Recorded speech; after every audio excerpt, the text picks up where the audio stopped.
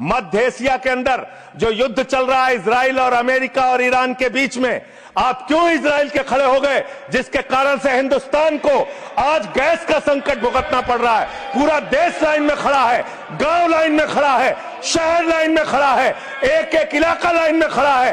Hotel बंद हो रहे हैं मान्यवर, मोरवी के अंदर गुजरात में टाइल्स की फैक्ट्रियां बंद हो रही है मान्यवर। आपने क्या हालत की है? ट्रंप की गुलामी कौन कर रहा है? पूरा देश देख रहा है।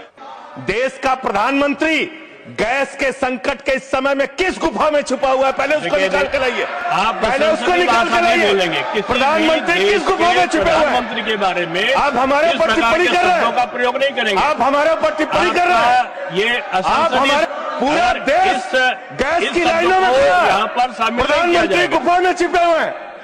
प्रधानमंत्री को निकाल के लाइए, प्रधानमंत्री को निकाल के लाइए। मुद्दों पे बात नहीं करेंगे। इस्तेमाल किया है, ये शब्द ठीक नहीं है।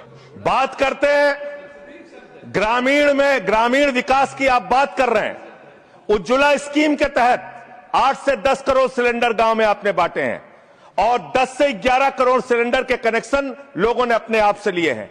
21 करोड़ सिलेंडर के कनेक्शन गांवों में हैं। मैं आपके माध्यम से इस सरकार से पूछना चाहता हूं, मध्य एशिया के अंदर जो युद्ध चल रहा है इजराइल और अमेरिका और ईरान के बीच में, आप क्यों इजराइल के खड़े हो गए, जिसके कारण से हिंदुस्तान को आज गैस का संकट भुगतना पड़ रहा है। पूरा देश लाइन में खड़ा है, गांव लाइन में खड़ा है, शहर लाइन में खड़ा है, एक एक इलाका लाइन में खड़ा है। होटल बंद हो रहे हैं मान्यवर, मोरवी के अंदर गुजरात में टाइल्स की फैक्ट्रियां बंद हो रही है मान्यवर। आपने क्या हालत की है? आप राज्यों के साथ न्याय नहीं करते, आप ग्रामीण व्यवस्था के साथ न्याय नहीं करते। आपने बनारस के अंदर 4200 एकड़ जमीन वहां के किसानों की जबरन कब्जा की।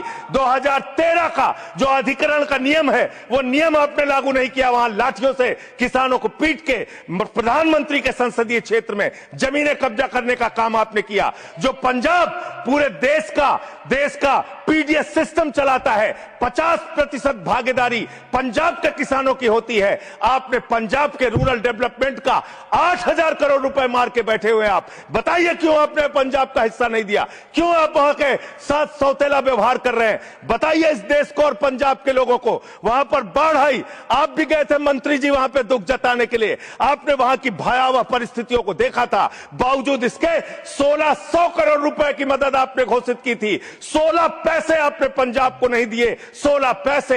यह आपकी दुर्भावनापूर्ण नीति है जो राज्यों को भुगतनी पड़ रही है, जो देश को भुगतनी पड़ रही है। और ग्रामीण विकास के नाम पर आपने इस देश के गांव में रहने वाली जनता को लगातार देने का काम किया है, लगातार काम किया है।